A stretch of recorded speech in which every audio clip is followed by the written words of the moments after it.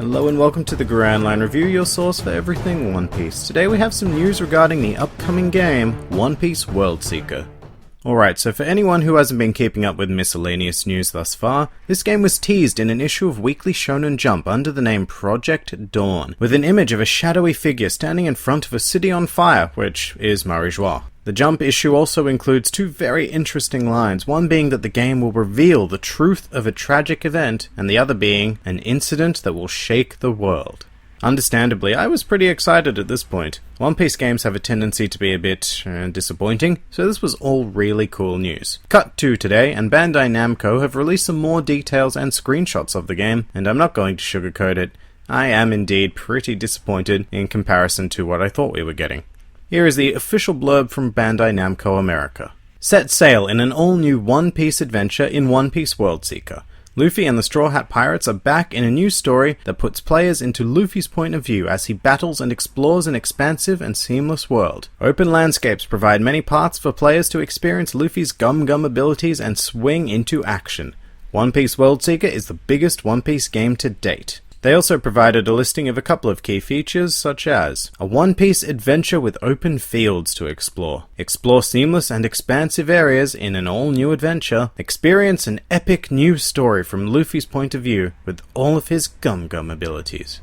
So it's obviously an open-world game, no issue with that. In fact, a good One Piece open-world game is exactly what I've been waiting for. The part that gets me is the exploring open fields in an all-new adventure. It just doesn't sound very piratey to me. They could have said islands, zones, areas, seas, anything that might actually work in the One Piece world, but they chose fields.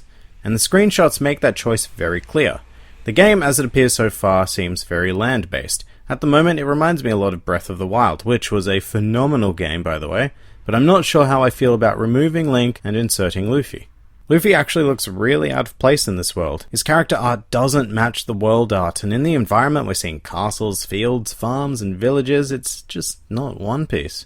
So it seems fairly clear that the whole game either takes place on a particularly boring medieval island, or it takes place in a completely original world. Either way, once again, it's kind of disappointing. The open-world One Piece game I've wanted ever since open world became a thing was one where we can just explore the actual world of One Piece. I want to be able to start in East Blue or North Blue or any of the blues, sail around, enter the Grand Line, visit amazing islands, some of which we've already seen, and even break into the New World. Why is it so hard to make an adventure game based on the already extensively detailed world we have at our disposal? No new world could possibly stand up to the detail created in over 20 years of serialization of One Piece.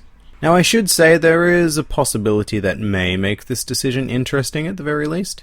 So going back to the announcement in Weekly Shonen Jump featuring the shadowy man at Marijois, there was a lot of odd information in that, specifically telling the truth about a tragic event. So this is a wild stab in the dark here, but maybe, just maybe, this game takes place in the past. And I'm talking hundreds of years ago, possibly within the Void Century itself. I mean, all they really have to do is contrive a way for Luffy to travel back in time. That explains the whole medieval feel, really, with all the castles. This game may even tell the story of how or why the Marines and/or world government was formed, and may even include some information on the will of D. I mean, perhaps the shadowy figure in the original promo material is an ancient D that is succeeding in sacking Marijois. And I know this is pure, unadulterated speculation, but at this stage the two promotional materials released simply don't match up with one another. Now I want to believe that this has a connection to the One Piece world, and going to this medieval place will be well worth it for some reason, but if this game does take place in a purely original world, then unfortunately I don't think it has much hope. Like I said before, nothing can stand up to the world that's already been built. Why discard it in favor of bland, boring fields and castles? And annoyingly, judging by previous One Piece and anime games in general, that's the exact sort of thing I expect Japanese developers would do, for whatever reason. So I'm hoping for the absolute best with this game. I would love nothing more than to be pleasantly surprised with an amazing adventure, but I'm not counting on it right now.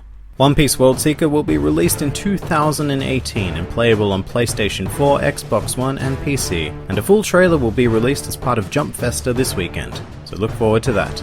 If you enjoyed this video, then please feel free to like, favorite or subscribe, and please do comment with your thoughts on One Piece World Seeker. This has been the Grand Line Review, and I'll see you next time.